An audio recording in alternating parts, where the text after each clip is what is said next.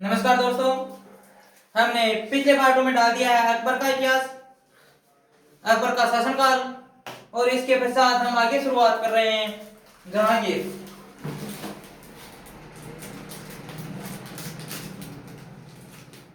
कौन है? जहांगीर। जहांगीर का जन्म 30 अगस्त 1569 को हुआ था। यह किसके आशीर्वाद से उत्पन्न हुआ है? सलीम चिश्ती की। सलीम चिश्ती के आशीर्वाद से यह उत्पन्न हुआ है।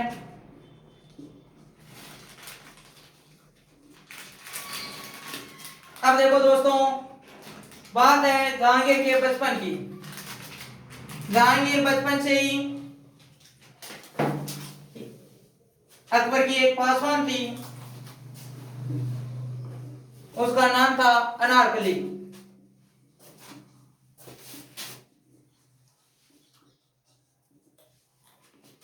वैसा देखा जाए तब अकबर के 3 पुत्र थे। फर्स्ट का नाम था दानियाल,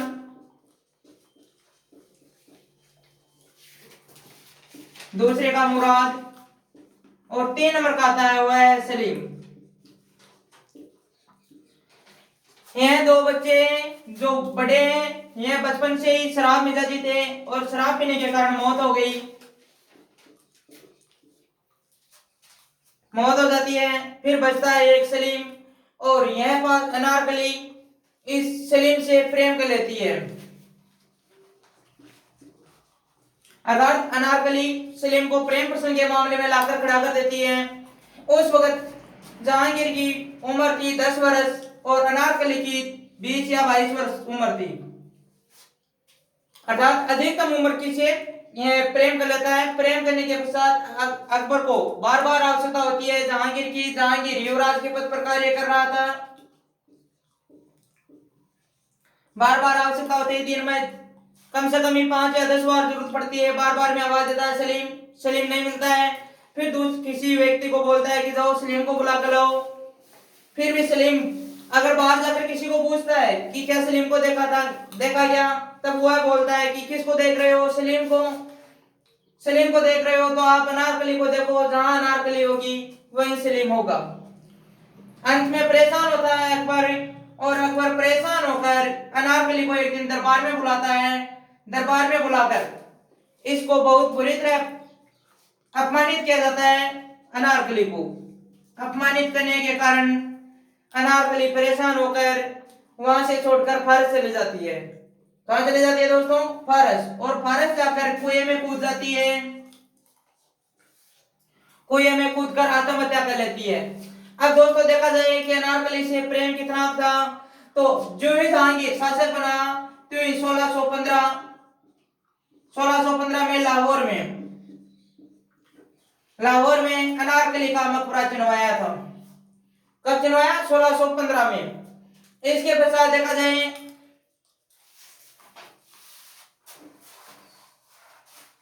अनारकली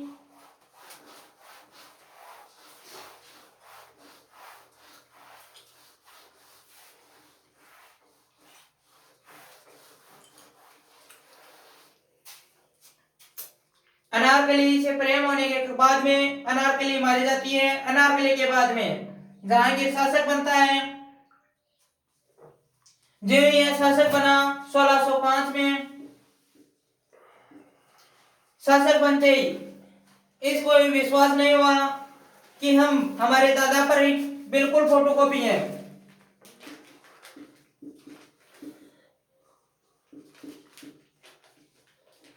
क्या है? दादा की फोटोकॉपी। अर्थात इसका दादा था हुमायूं, और हुमायूं को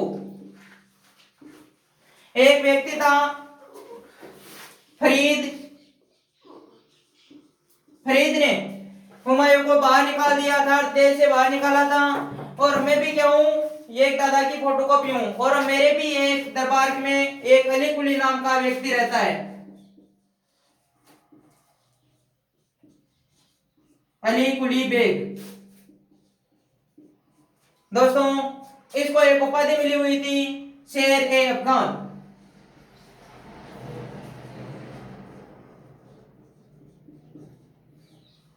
शेर ए अफगान। वैसे देखा जाए उपाधि से तो यह कौन था, यह सूर्यों में था। अगर 1605 में शासक बनता है जहांगीर, जहांगीर शासक बनते ही विचार विमर्श करता है कि दादा ने भगायो फरीद और अपन भी अली कुली बेग कड़ाई बगास पे, लेकिन षड्यंत्र रचता है और अली कुली बेग की हत्या कर देता है दोस्तों। जो अली कुली बेग की हत्या करता है, इसके पश्चात इसकी पत्नी अली कुली बेग की पत्नी मेहरुनिसा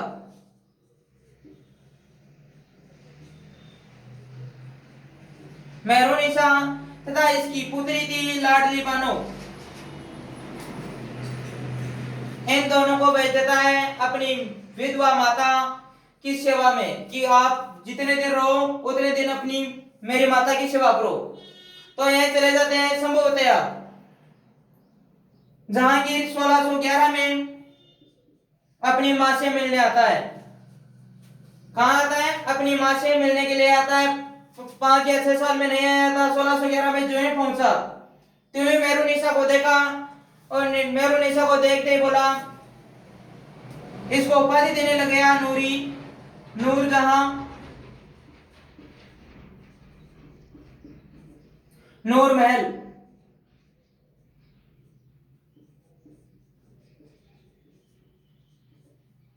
क्या उपाधि देने लग गया? नूरजहां, नूरी, नूर महल।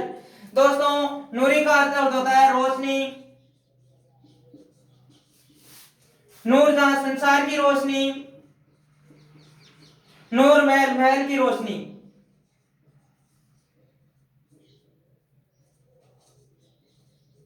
इसकी मां बोलती है सूर्य क्या हो रहा है, ये उपाधि किसको दे रहा है? तब बोलता है कि मां यह कौन है और कहां से आई है तेरे पास में? तो इसकी माता बोलती है कि तूने ही तो भेजा था मेरे पास में। तब बोलता है कि यह भूल हो गई, यह आपके पास में भेजने लायक नहीं थी। फिर 1611 में मेहरुनिसा के साथ में निकाह करता है।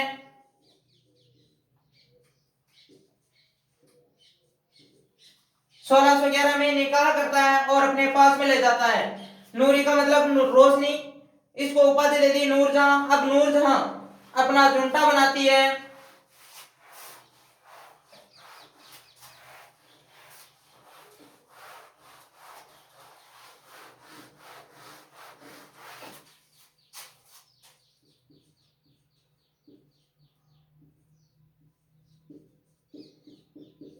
नूरजहां अपना झुंडा बनाती है। पहली बार में अपने पिताश्री को लाती है, उसका नाम था गयास बेग। गयास बेग। इसके पश्चात अपनी माता को लाती है, उसका नाम था अस्मत बेगम। इसके पश्चात सोचती है कि कैसे भी लाएं, अपने भाई को लाएं। भाई को लाती है, भाई का नाम है आसफ खां।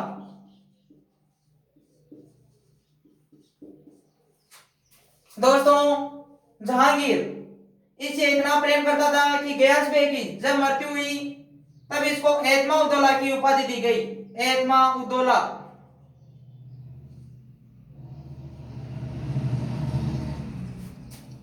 अस्मत बेग इत्र की आविष्कार मानी जाती है मुगल समय में, मुगल काल में।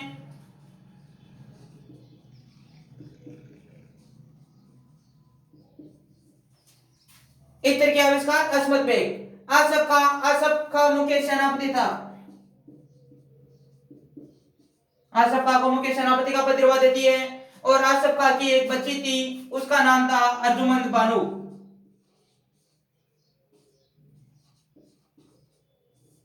अर्जुमंदा बानो।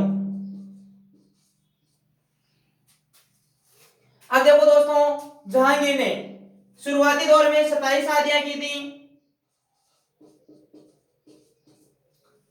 पहली पत्नी थी आमेर की मानबाई,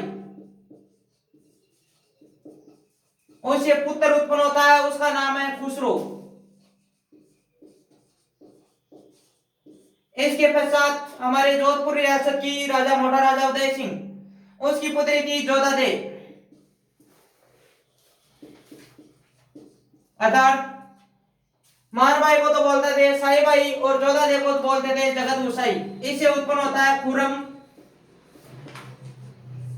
इसके पश्चात एक पत्नी और है, उसका नाम है रुखसाना बानो।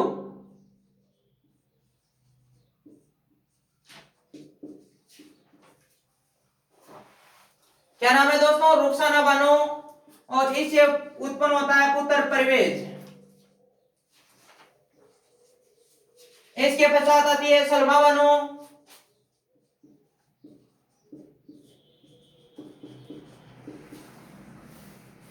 इसका नाम रखता है शहरयार।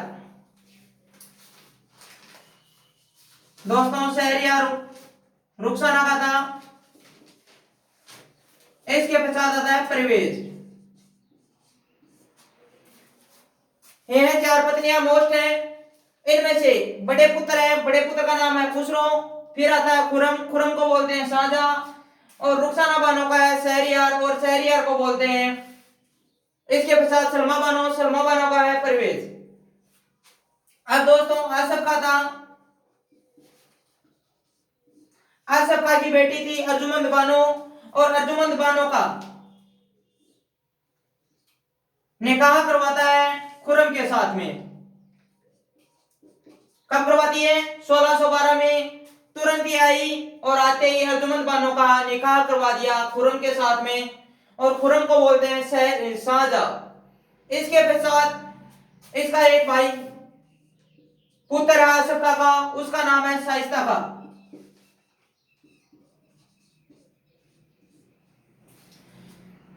और इसकी पुत्री थी नूरजहां की लाडली बानो। और लाडली बानो का विवाह करवाती है 1621 में शहरयार के साथ। किसके साथ करवाती दोस्तों? शहरयार के साथ में। लाडली बानो का विवाह करवाती है 1621 में शहरयार के साथ। वैसा देखा जाए तब दोस्तों खुसरो, खुरम, शहरयार, परवेज ये किसके लड़के हैं? जहांगीर के। किसके लड़के हैं? जहांगीर के। और यह पत्नी किसकी हो रही है? यह भी जहांगीर की हो रही है। लेकिन उस समय में या मुस्लिम शासकों में ऐसा ही होता था कि कैसे भी हो खून नहीं मिलना चाहिए और शादियां होती थी। अब देखो दोस्तों शुरुआती दौर में ही जहांगीर के शासक बनता है। शासक बनते ही खुसरो विद्रोह कर देता है। खुसरो विद्रोह करता है कि दादा के बाद में सीधा राज्याभिषेक मेरा प्रभु। दोस्तों कारण था यह 1605 में शासक बना, और उस समय खुसरो की उम्र थी लगभग 20 या 25 साल। कितनी थी दोस्तों? 20 या 25 साल। अब देख लो कि अकबर ने शासन किया था 50 वर्ष लगभग। अकबर लगभग 50 वर्ष शासन करता है। अब 50 में जोड़ दो आप 20 जोड़ दो तो मतलब होते हैं 70। कितने होते हैं? 70। और अब यह खुसरो सोच रहा है कि अगर मेरे बाप 50 वर्ष शासन करेगा तो मैं राजा बनके 70 साल की उम्र में क्या करूंगा। तब यह खुसरो आक्रमण करता है, अर्थात अपने पिता से कहता है कि मेरा यह शासन राज्याभिषेक होना चाहिए किसी भी हाल में। यह विद्रोह करता है, और विद्रोह करने के पश्चात जहांगीर और खुसरो के बीच में लड़ाई होती है, और उस लड़ाई को बोलते हैं बेरावल का युद्ध। अर्थात बाप बेटो दोनों लड़ रहे हैं। बेरावल का युद्ध पंजाब के जालंधर नामक स्थान पर हुआ था। इसमें खुसरो को बंदी बनाता है तथा अंधा करके जेल में डाल देता है। दोस्तों अंधा करके जेल में डालता है। जो ही जेल में डाला तब 1622 में इसी खुसरो की हत्या खुरम के द्वारा कर दी जाती है। किसके द्वारा कर दी गई? खुरम के द्वारा खुसरो की हत्या कर दी जाती है। हत्या करने के पश्चात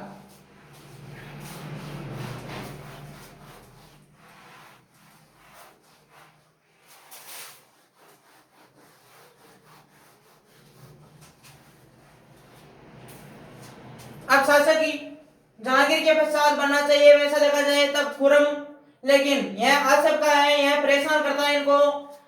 और वह नूरजहां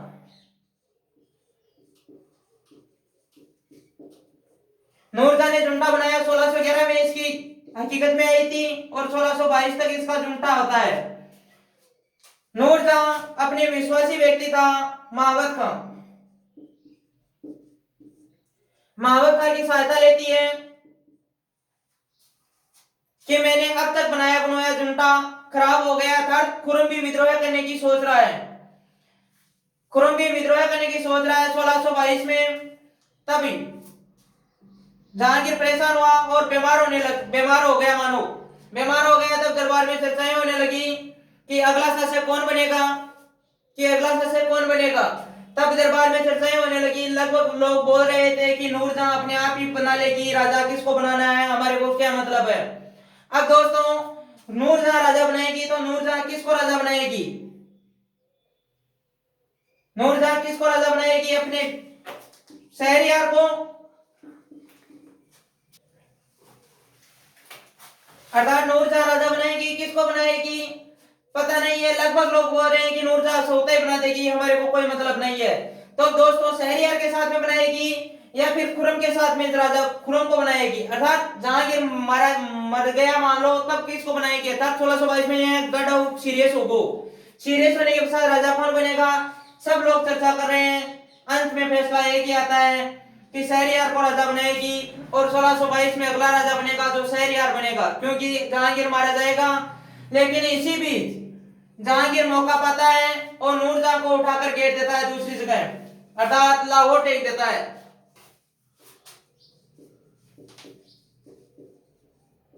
1 लाख रुपए वार्षिक पेंशन कि मतलब तेरी जीवन की रोशनी की कोई आवश्यकता को नहीं पड़ी, रहे लाहौर में बैठी है। अब राजा नहीं तो किसी को बनाया गया अभी तक तो, क्योंकि ये जीवित ही है। 1622 की बात है। इसके पश्चात यह 1620 में इसके सैन्य बयान देख लेते हैं हम। सैन्य बयान में देखा जाए तब पहले खुसरो था, खुसरो ने विद्रोह किया। इसके पश्चात दक्षिण भारत में 1626 में महावत का विद्रोह कर देता है। नूरजहां इसको एक संधि की थी कि तुम किसी भी हाल में खुरम का काम तमाम कर, और खुरम आता है हमारे मेवाड़ रियासत में, और तेरे को 2 लाख रुपए वार्षिक पेंशन दूंगी, दक्षिण भारत का सूबेदार बनाऊंगी। यह बोलता है, महावत का विद्रोह करता है दक्षिण भारत में।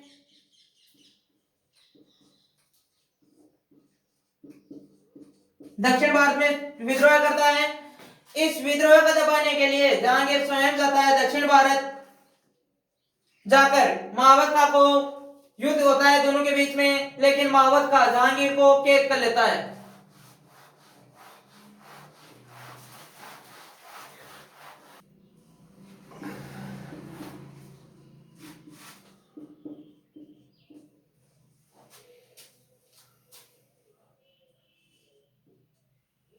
जहांगीर दक्षिण भारत जाता है महावत का के पास में, लेकिन जाते ही महावत का इसको कैद कर लेता है। जो ही कैद करता है उसके पश्चात खुरम को पता चलता है, खुरम को पता चलता है कि बापू एकलव्य है के पास में, दक्षिण भारत महावत का के पास में। उसको किसी भी हालात में क्या पता महावत का शक्तिशाली हो गया होगा, स्वतंत्र शासक घोषित हो गया अपने आप को, तो उसके पास में सेनाई है और पापा जैसा देशी काम। जी कारण जहांगीर आगरा खुरम आगरा में रवाना हुआ है दक्षिण भारत के लिए। खुरम रवाना हुआ आगरा से दक्षिण भारत के लिए और जार महावत का के साथ में लड़ाई लड़े। महावत का नरावे और अपने पापा ने भेजा है कि जाओ पापा अब तुम चले जाओ खड़े आगरा। अर्थात जहांगीर को आगरा भेज देता है। अब वह दक्षिण भारत से आ रहा है दोस्तों, कौन, जहांगीर। जाना कहाँ है, आगरा। लेकिन सुनने में आ रहा है कि यह 28 अक्टूबर 28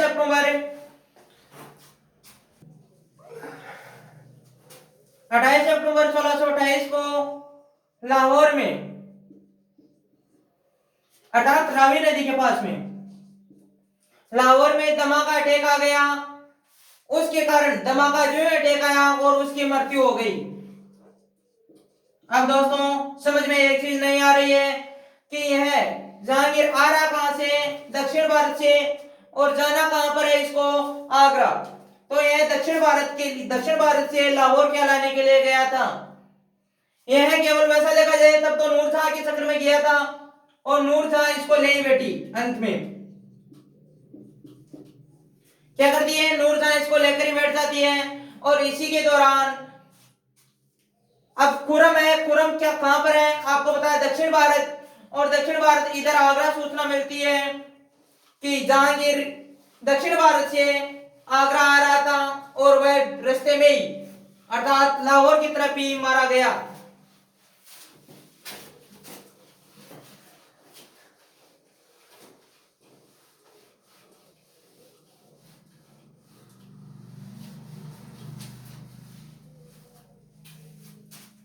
अर्थात लाहौर से आ रहा है, लाहौर में मारा गया।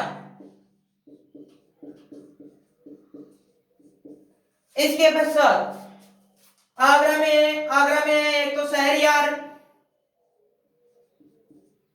इसके पश्चात परवेज,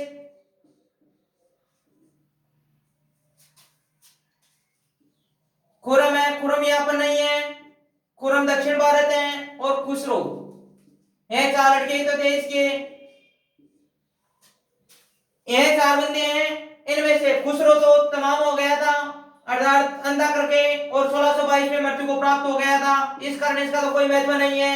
इसके पश्चात खुरम है, तो खुरम बेटा है दक्षिण भारत, इसको पता ही नहीं कि जहांगीर चल तो रही हो।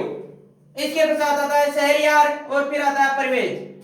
लेकिन यहां पर है एक व्यक्ति था अर्थात खुरम का ससुर, उसका नाम है आसफ खां। इधर शहरयार बोलता है कि खुरम को बुलाया जाए। किसको बुलाया जाए, खुरम को बुलाया जाए, क्योंकि पिताजी तो खत्म हो गए। इसके पश्चात शासक या राज्याभिषेक करवाया जाए खुरम का। तब बोलता है परवेज, बोलता है कि हाँ बुलाया जाए। बीच में आसफ खां बात को काट देता है दोस्तों, बोलता है कि क्या खुरम को बुलाना जरूरी है क्या, वह तो मर गया क्या, वो मरने के पश्चात खुरम आएगा तो वापस लेके आ जाएगा क्या। इतना बोलता है, खुरम को बुलाया ही नहीं जाता है। खुरम को नहीं बुलाया जाता है, तब आसफ खां बोलता है कि तुम में से बड़ा कौन है, उसको राजा बना देंगे। तब देखा जाए तब तो खुसरो था, है उनके दोनों के बीच में चर्चा काफी होती है। अंत में इसका खुसरो का एक बेटा है, और उसका नाम है दुआरबक्श। दुआरबक्श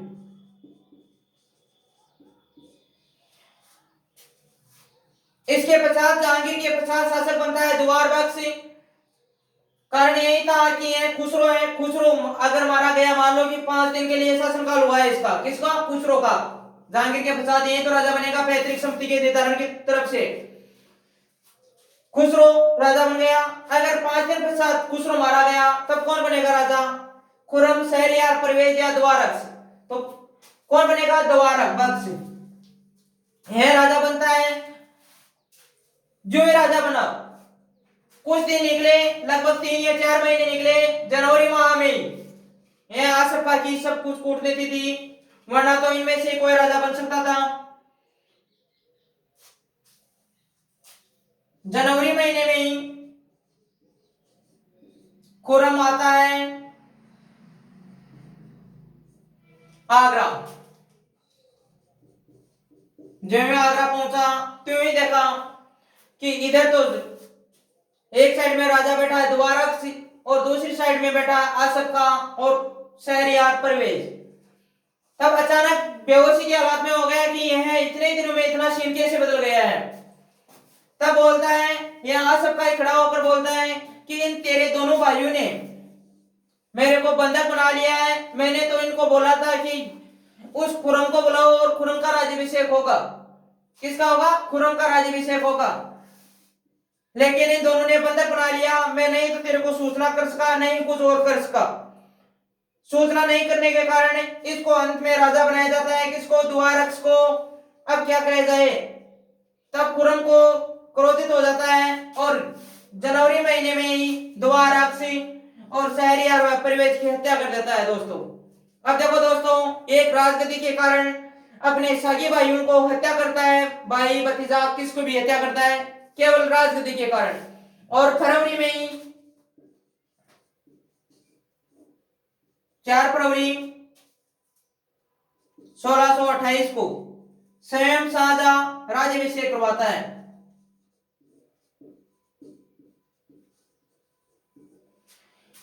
इसका राज्याभिषेक होता है 4 फरवरी 1628 को। राज्याभिषेक आगरा में करवाया था। और दोस्तों हम आगरा में शाहजहां का